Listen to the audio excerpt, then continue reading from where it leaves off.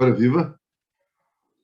Vou procurar explicar-vos, com algum desenvolvimento, as razões por que nos opomos ao avanço para a regionalização que foi anunciado pelo Partido Socialista e que tem o apoio do PSD.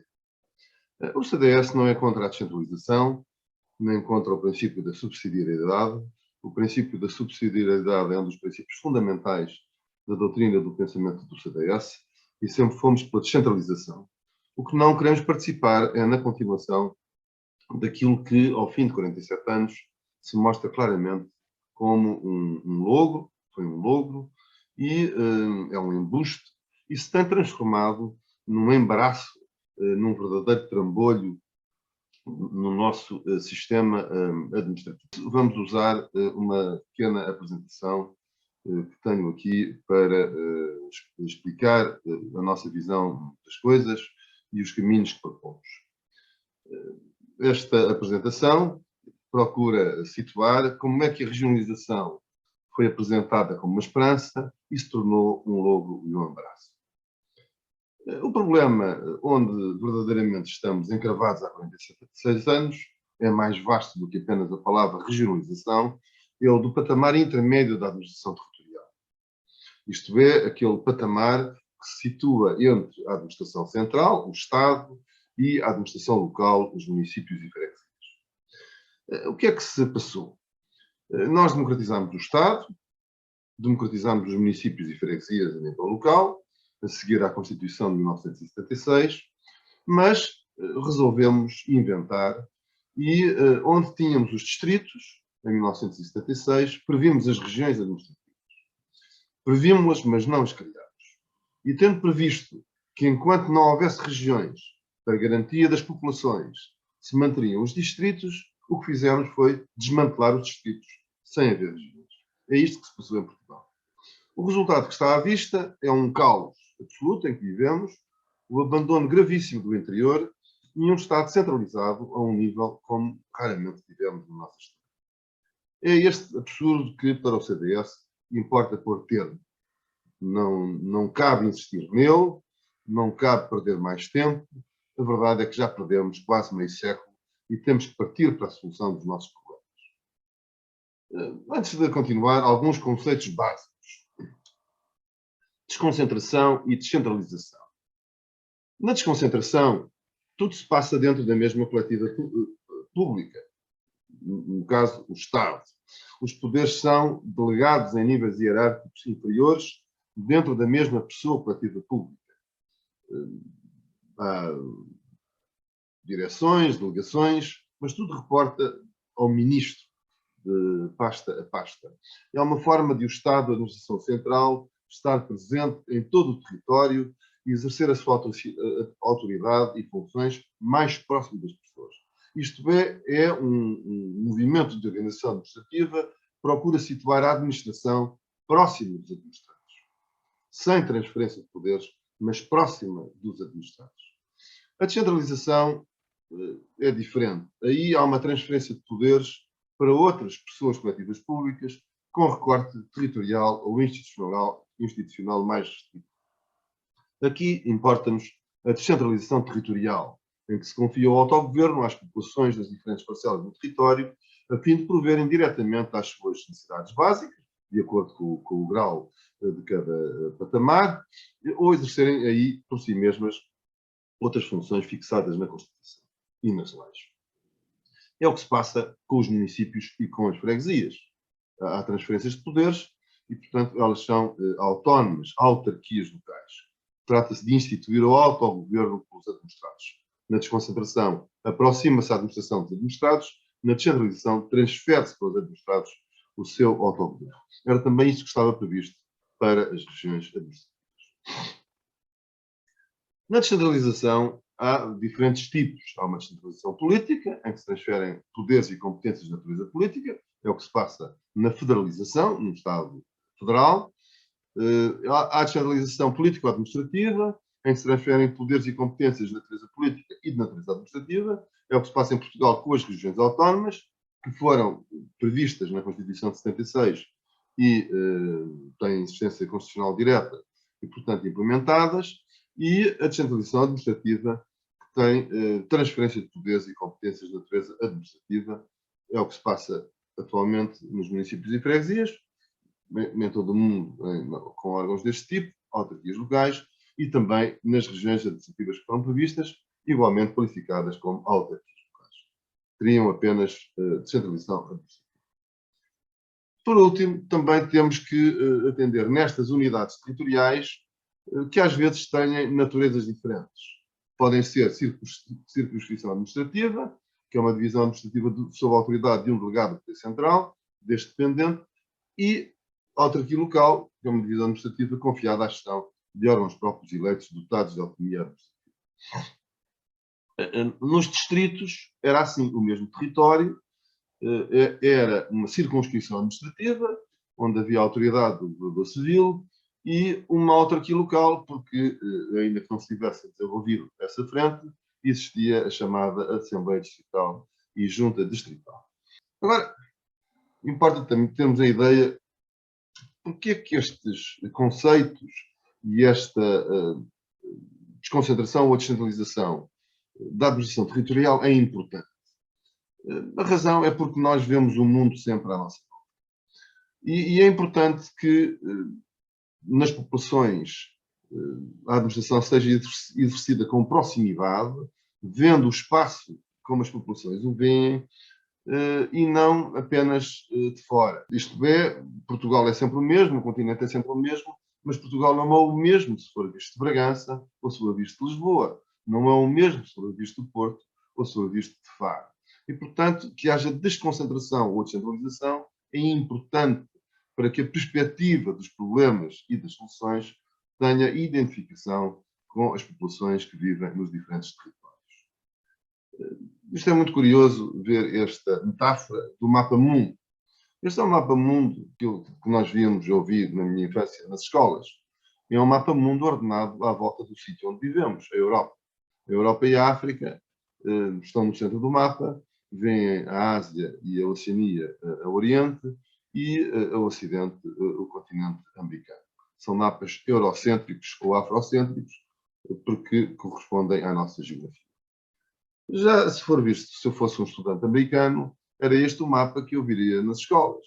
É um mapa americocêntrico, em que se vê a Europa e a África e parte da Ásia a Oriente, e o Ocidente, a Oceania e parte do resto da Ásia. Na Ásia, na Austrália, é assim o mapa-mundo, que representa no centro a Ásia e a Austrália, e o Ocidente, a Europa, a África e parte do continente americano, e o Oriente, a América do Norte.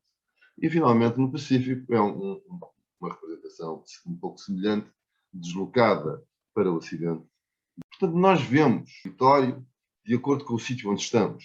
E, portanto, a desconcentração e a descentralização para os patamares intermédios é muito importante para que as populações sejam bem servidas. Normalmente existem um ou dois patamares intermédios consoante a dimensão dos Estados e a sua tipologia. Temos aqui em Espanha, com comunidades autónomas e províncias, portanto, 4 patamares. Temos em França 5, mas na verdade 4, porque os distritos não existem em todo o lado. Portanto, Estado, regiões, departamentos e municípios. Temos na Alemanha também 4, o Estado Federal, os Estados, os distritos e os municípios. Temos na Itália 4, portanto, os intermédios são as regiões e as províncias. Temos na Suécia 3 patamares, Estado Federal, condados e regiões. Condados são circunscrição administrativa, regiões que existem desde 2019 nos mesmos territórios são regiões administrativas ou autarquias locais, e os municípios. O Reino Unido também, apesar da sua dimensão, também tem 4 patamares, os países, os condados. O Luxemburgo, os distritos desapareceram, portanto também tem nessa altura 3 patamares. A Suíça também 4, mas evoluindo para 3 patamares, os estados, os cantões e os municípios. Os distritos não existem sempre. E o Liechtenstein, que é a situação, curiosamente, a que equiparamos hoje, com o caos que criámos, em que só há 2 patamares definidos e claros no continente, que é o Estado e os municípios. É a situação do Liechtenstein. Historicamente, nós tivemos predominantemente 3 patamares. No século XV Estado, comarcas e concelhos, já veremos o mapa. Depois houve períodos de 4, mas de uma forma geral, que as províncias agregavam as comarcas, os distritos, portanto, efetivamente eram 3, ou só existiam as províncias para fins estatísticos. Portanto, tivemos comarcas que continuaram a designação do século XV até 1835. Em 1835 surgem os distritos.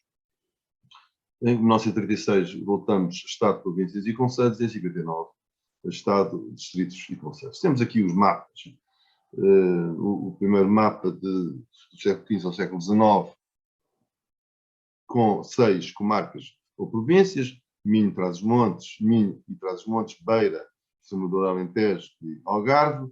Depois, províncias em 1832, que é uma pequena evolução, com a divisão da Beira em províncias diferentes: Douro, Beira Alta e Beira Baixa. E, finalmente, a partir de 1835, distritos, que na altura eram 17. Lisboa e Setúbal eram o mesmo distrito. Depois voltámos em 1936, portanto, cerca de um século depois de 1935, às províncias, que na altura eram 11, e em 18 retomamos os distritos, que são os 18 que correspondem atualmente ao que conhecemos nos círculos eleitorais do continente e ainda existem para fins administrativos bastante limitados.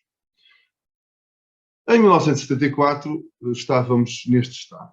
Portanto, a administração central, o Estado, os distritos, falamos do continente, as regiões autónomas nos arquipélagos foram instituídas em 1976 e, portanto, a administração local.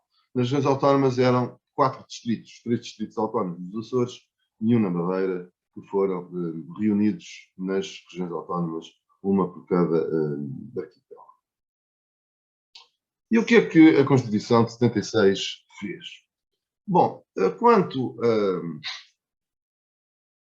aos municípios, em que o Presidente do Conselho, o Presidente da Câmara, era nomeado pelo Ministro do Interior e em Lisboa e Porto pelo Presidente do Conselho, o Primeiro-Ministro, a Constituição democratizou, portanto, chamado poder local, e, portanto, passaram a ser geridas na mesma por câmaras e assembleias municipais eleitas. Nos distritos havia o governo civil, no lado circunscrição administrativa, e junta e Assembleia Distrital, no lado não desenvolvido, autárquico do distrito. E o que é que a Constituição fez?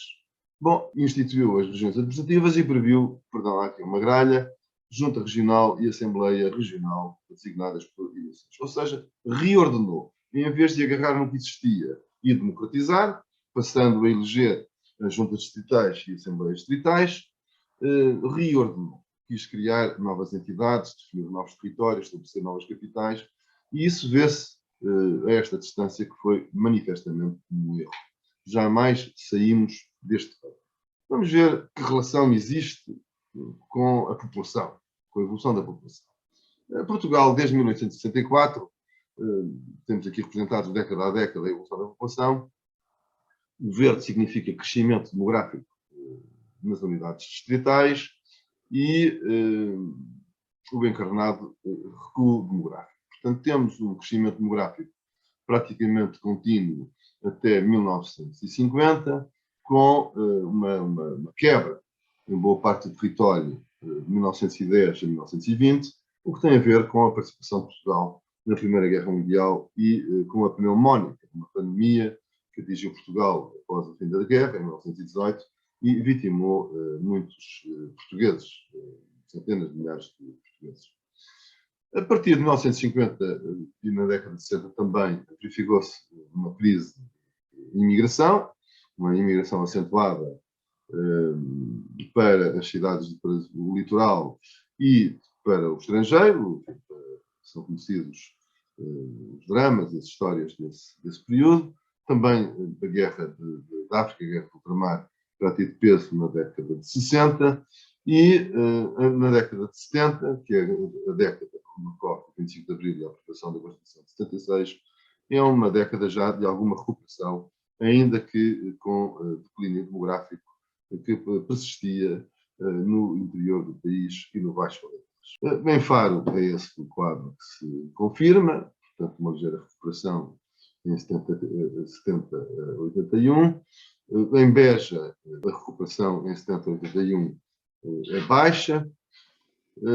Em Évora, a mesma coisa, apenas na parte ocidental do distrito de Évora, em 70-81, há uma ligeira recuperação. Em Porto Alegre, a mesma coisa, portanto, os três distritos do Alentejo têm um comportamento demográfico relativamente próximo e similar. Em Santarém, há uma recuperação importante em 70-81. Em Castelo Branco, é um comportamento muito semelhante ao do Baixo Alentejo, Beira Baixa e Alentejo têm uma evolução demográfica bastante similar. O distrito de Viseu é mais próximo do que se passou em Santarém, do Ribatejo. O distrito da Guarda, também semelhante ao Alentejo. O distrito de Bragança, a mesma coisa, portanto, uma recuperação parcial, na década de 70. Depois, Vila Real, com uma recuperação interessante, em 1970. Braga, também tem uma recuperação importante em 81, ainda. Viana do Castelo, é o prolongamento do que vimos em Braga, com a quebra a continuar no interior norte do distrito. Herdámos, portanto, esta evolução administrativa, esta evolução demográfica, e como é que ficámos depois de 1976? Ficámos, como eu disse, como Liechtenstein. Nós temos o Estado, a administração central, o mapa do lado esquerdo, a unidade, e temos depois, digamos, o mosaico dos municípios, mas falta-nos um patamar intermédio que seja capaz de conceber políticas, de administrar políticas de uma forma coerente e de as aplicar em serviço das populações. Nas regiões autónomas continuamos com 3 patamares, uma vez que se criaram as regiões autónomas, Estado, regiões autónomas, municípios. No território maior que é o continente, estamos como o Liechtenstein. Desmantelamos os distritos, não instituímos as regiões administrativas. E vão passados quase 50 anos. A regionalização produziu, por isso, o paradoxo da centralização. Foi pensada como uma forma de descentralizar e, de facto, serviu para centralizar o país a um nível como não conhecia há muito tempo. Os primeiros anos os primeiros 20 anos, foram caracterizados por tentativas e interrupções, também é justo dizê-lo, muito determinados pela instabilidade política que se viveu, quer na década de 70, quer na década de 80, avanços e recuos. Bom, e às tantas chegamos ao referendo de 8 de novembro de 1990. O resultado é eloquente. A abstenção foi de pouco mais de 50%, portanto, por um triz que o referendo não era vinculativo, e nas duas perguntas o não venceu de uma forma rotunda. Mais de 60% contra e apenas menos de 35% a favor. É um resultado, como dizemos, por capote. É uma vitória esmagadora, que mesmo que não vinculativa, tem que ser tida em conta. É difícil que esta ideia mude. E convém recordarmos, eu votei a favor, na altura, fiel àquilo que era a posição de início do CDS, ainda que na altura o CDS já fosse contra.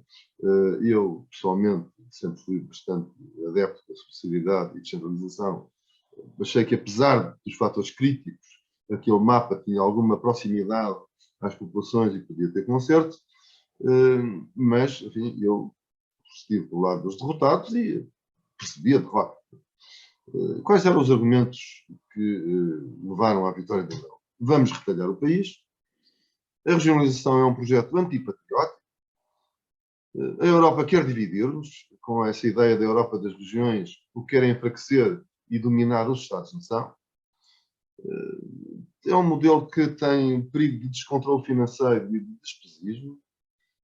Não podemos ter mais 7 ou 8 Albertos Longínquos, é uma figura retórica que se usava muito na altura, o receio de uma conflitualidade muito intensa na administração das regiões do continente. Vamos criar outro patamar para mais um enxame de políticos com seus bois e girls. A regionalização é completamente desnecessária, somos um país pequeno, não precisamos de estar aqui a dividir isto por regiões. Os municípios são suficientes. É preciso defender a tradição municipalista, é uma ideia ainda muito forte. Não podemos criar mais 6 ou 7 poderes do passe. Isto foi uma ideia que foi muito popular entre municípios, preferem relacionar-se diretamente com o governo central do que com uma pleia de governos regionais e depois do governo central. Nenhum mapa servia, todos os mapas apresentados tinham os seus defeitos, as pessoas estavam, no fundo, habituadas a 18 unidades e pôr-lhes 8, 5, 9, 10, criava toda uma nova geografia sobre o território e sobre a capital desses territórios, qual seria a capital de cada região. Por exemplo, no Minho seria Braga ou Viana do Castelo, e por que não Guimarães?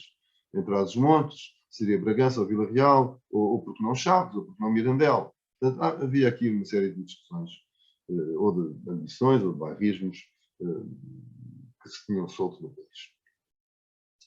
Depois do referendo, nós não assimilámos o resultado. Houve pessoas, setores, que teimosamente não quiseram mexer uma vírgula na Constituição e mantiveram aquela previsão como se fosse uma lei de bronze ou escrita em granito. Bom, e aí transformaram tudo num trambolho, que a regionalização passou a impedir o desenvolvimento de qualquer solução para o patamar intermédio da administração. Passámos a viver num provisório tornado definitivo e cada vez mais desconcertante. Passámos da CCR à CCDR, o mesmo mapa, com ligeiras variações, mas enfim, sem competências de administração plena. As áreas metropolitanas foram previstas, mas também não se podem desenvolver por causa da regionalização. Como é que se articula, quer territorialmente, quer no plano da hierarquia administrativa, com as previstas regiões administrativas. Depois tentámos as comunidades urbanas e comunidades intermunicipais, isso foi abandonado, e depois voltámos às novas comunidades intermunicipais, 21, que é um mapa que tem alguma popularidade, percebe-se que tem alguma popularidade no território. Mas andámos, são 20 anos perdidos, para um problema crucial da nossa administração, que é, volta ao princípio, qual é o patamar intermédio da nossa administração pública e como é que ela se exerce, se desenvolve, quer naquilo que é desconcentração, a administração do Estado desconcentrada, quer naquilo que é objeto de centralização, isto é, o desenvolvimento com autarquia. Bom, e pior do que isso, nós fomos, nestes 20 anos, prosseguindo o desmantelamento progressivo e inconstitucional dos distritos. De facto, nós violámos a Constituição, ou não a cumprimos. O artigo 291 da Constituição diz o seguinte, ainda hoje diz isto: enquanto as regiões administrativas não estiverem concretamente instituídas, subsistirá a divisão distrital no espaço por elas abrangido. Haverá em cada distrito, em termos a definir por lei, uma Assembleia Deliberativa composta por representantes dos municípios. Compete ao Governador Civil, assistido por um Conselho, representar o Governo e exercer os poderes de tutela na área do distrito. Ora, nós atropelámos esta norma. E esta norma era uma garantia dos territórios, basicamente aqueles que mais necessitam desta instância administrativa, que são os territórios do interior. Nós atropelámos isto por completo e continuámos um movimento de desmantelamento que tinha começado porque ia acontecer a regionalização no final da década de 80, mas depois a regionalização não aconteceu e nós continuámos a desmantelar os distritos. Foram esvaziados consecutivamente os distritos, a Assembleia Deliberativa deixou de funcionar, o cargo de Governador Civil foi extinto de facto, não foi extinto de jure, fez uma habilidade, que deixou de se nomear o Governador Civil, e a divisão distrital só se manteve nos círculos eleitorais e pouco mais. Portanto, as populações ficaram abandonadas enquanto uma rede administrativa de capacidade territorial intermédia para o seu serviço. O Conselho que existisse o Governador Civil e podia resolver vários problemas a nível de distrito, articulando os serviços de educação, de segurança social, da saúde, da economia, do ambiente, do turismo, etc. Esse Conselho nunca chegou sequer a ser implementado. Agora vamos retomar o plano do abandono. a partir de 1981, a seguir à Constituição de 1976. Nós vemos que nós retomamos o declínio demográfico do país de uma forma exemplar. Temos aqui o que se passou nas 3 décadas no continente, de 80, de 90 e de 2000. O esvaziamento populacional do interior. Em Faro, em Beja, em Évora, em Santarém, em Castelo Branco, em Viseu, na Guarda, Bragança. O que vemos que os verdes, de uma forma geral, correspondem ao Conselho da Capital do Distrito. Portanto, escapa à praga do esvaziamento demográfico, às vezes, da Capital do Distrito. Noutros nem isso, como se passou na Guarda. A Vila Real, Braga, ou o interior do distrito, também esvaziamento, e Viana do Castelo. Isto é até 2011. E, portanto, isso significa que os nossos reis tiveram políticas, desde o princípio. Dom Sancho I, o nosso segundo rei, chamava-se o povoador. Tiveram políticas de povoamento, do descenchimento do território, com pessoas, para o seu desenvolvimento e até para a defesa do país. E nós, nos últimos 40 anos, temos intervido a desertificar e a despovoar o país ou assistir a esse despovoamento com consequências terríveis. Agora, vamos ao quadro final já da década 2011-2019, que é este mapa que nos deixa bem em silêncio. Este é o mapa do abandono. É o mapa do abandono, onde nós vemos o encarnado escuro no interior. Portanto, nós vemos que o país, de uma forma geral, já está em quebra demográfica, está a entrar no inverno demográfico, de que muito se fala, mas o mais agudo passa-se no interior, que já vem de uma história de trás, praticamente desde a década de 50 ou 60, com um intervalo na década de 60, de esvaziamento contínuo. Portanto, isto é que é o inverno demográfico a sério. Se queremos uma metáfora do que é que se avizinha no futuro de Portugal, é ir a estas terras do interior e a alguns distritos e ver o que está lá a acontecer e que irá acontecer no país todo. Portanto, nós temos em Portugal uma falta gritante de políticas de população e território. E é a altura de regressar àquela alegoria, à metáfora do mapa-mundo no início desta apresentação. Isto deve-se muito ao desmantelamento dos distritos, porque não temos ninguém a olhar Portugal do ponto de vista administrativo a partir de Bragança, em termos de territórios, a partir de Vila Real, a partir de Viana do Castelo, a partir da Guarda, a partir de Viseu, a partir de Castelo Branco, a partir de Porto Alegre, a partir de Évora, a partir de Beja. Ninguém com capacidade técnica e administrativa olha o país a partir daí, com os olhos dos bragantinos, com os olhos dos igitanenses, com os olhos de Castelo Branco, com os olhos de Santarém e dos 3 distritos do Alentejo. Ninguém. Portanto, isto é a consequência desse abandono. Temos aqui um outro registro que fiz em 2017 e que é a evolução da população de 1981 a 2017. Nos concelhos da Raia, portanto, os concelhos da fronteira, desde o Alto Minho, Monção e Melgaço, até Ponta Vaca e Açores, até o Algarve, até o concelho de Alcotim. E temos uma quebra média de 30% da população, portanto, perdeu quase 1/3 da sua população nestes quase 40 anos, menos de 40 anos, e alguns perdeu mesmo metade, mais de metade da população, como é o caso dos concelhos de Vinhais, de Minhoso e de Alto. É outro olhar do abandono. E depois isso tem outras traduções, volta e meia, manchetes que aparecem no jornal, deste movimento em que o Estado bate em retirada. Advogados, autarcas e população de Monte Alegre fecham o tribunal encadeado, uma notícia de 2012. Escolas primárias encerradas desde 2005, em todos os distritos encerraram 3.960 escolas.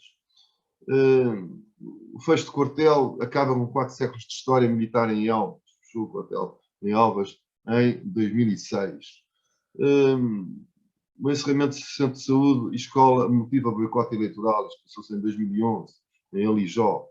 Vila de Rei, CTT quer encerrar a única loja de correias existente no concelho.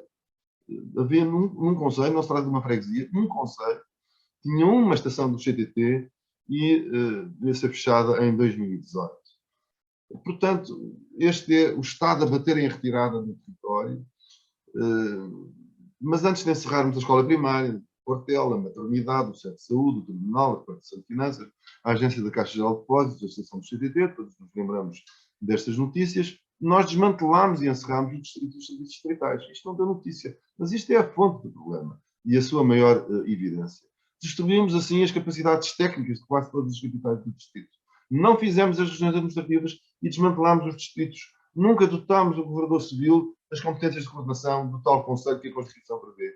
Mantivemos os ciclos eleitorais distritais com deputados eleitos por territórios em que distribuímos o poder administrativo. O que é uma fífia político-administrativa. Mantemos a representação política, o que está certo, mas apagamos a capacidade administrativa do território, quando mais não fosse desconcentrada, que esses deputados que elegemos poderia e deveria fiscalizar, e não seria sequer necessário nenhuma Assembleia Democrática nova, porque os deputados eleitos fariam essa fiscalização, quer do Governo Central, quer das extensões desconcentradas do Governo Central nos seus territórios. E temos aqui o mapa desta retirada. Nós tínhamos em 76 um mapa com 18 distritos e 18 capitais distritos, era nesta rede que se organizava a nossa administração. Não temos rede e, enfim, as cidades de importância passaram todas para o litoral, talvez aqui Viseu um pouco, teve bastante desenvolvimento nas últimas décadas, mas não tem grande peso e influência. Braga, Porto, Aveiro, Coimbra, Leiria, Lisboa, Setúbal e Faro. Há uma litoralização acentuadíssima dos polos urbanos mais relevantes do país. A Constituição quis resolver um problema, como disse ao princípio, e a prática política criou o problema que não tínhamos. O impasse da regionalização é o de que não se faz, não deixa de fazer. Nós não podemos fazer nada ao nível intermédio, porque a Constituição prevê as regiões administrativas e ou é aquilo ou não. Vou voltar a recordar como estávamos. 18 distritos, era assim, território coberto de uma forma equilibrada por extensões da administração central e uma possibilidade de uma autarquia. E para onde nos querem levar agora, no fundo, é este mapa. Isto vai resolver o problema? Claro que não. Este mapa não é outra coisa senão a consolidação do erro centralizador e litoralizador em que de facto nos conduziram. Até parece que era a razão oculta para todas as contradições que tivemos ao longo dos 40 anos. No fundo, são 5 regiões apenas, 5 territórios, em que todos os que estão a norte do Tejo, além de representarem uma centralização, são também uma litoralização muito acentuada. Portanto, isto não vai resolver o problema, isto vai continuar e consolidar todo aquele mapa de abandono e desertificação que vos procurei mostrar. Portanto, o que é que temos que fazer? Temos que voltar à casa da partida, retomar o comboio descarrilou, ou seja, o artigo 291 da Constituição. Temos que avançar em tudo para que haja condições constitucionais e onde haja consenso, restabelecer condições para, a partir deste regresso à casa de partida, caminhar para novos patamares de consenso que possam envolver a vida constitucional, tomar consciência que, de facto, os distritos existem, apesar de abandonados, e que são espaços de identitários e de agregação que são muito importantes para manter a coesão das populações e a visão sobre os seus territórios de referência. Como já disse, retomar os distritos, repor a rede desconcentrada do capital distrito, renomear delegados distritais de governo, sejamos governos civis ou não, com as competências constitucionais de tutela e coordenação que estão fixadas no mesmo artigo 281, rever a Constituição, substituindo um capítulo que é completamente inútil, o da regionalização, que foi chumbado em referendo, por um conjunto de normas gerais que possam adequar-se às necessidades e a diferentes figurinos da desconcentração e descentralização coerentes. Portanto, é preciso remover aquilo que é o trambolho e encontrar ali fontes para encaminhar a nossa administração territorial no plano legislativo, que não sejam entravados por um capítulo completamente ultrapassado, permitir e regular uniões de distritos, se quiser agregar, por vontade das populações, reavaliar o quadro das comunidades intermunicipais, redefinir o perímetro dos distritos, a fim de permitir institucionalizar em plenas áreas metropolitanas, dar tempo à emergência do consenso nacional quanto ao modelo definitivo a adotar. Portanto, afastar de vez o fantasma da regeneração que tem assombrado tudo isto em quase 50 anos, usar o que existe, que são os distritos, discutir o futuro próximo, mas, entretanto, com os distritos a funcionar e as populações a serem servidas. Não podemos continuar com este vazio absoluto que se montou em Portugal desde o princípio da década de 90. É preciso usar aquilo que temos. Vamos voltar, portanto, só para uma conclusão. O que tínhamos era os 18 distritos, o que nos propõem é uma centralização em 5 regiões. Isto é inaceitável.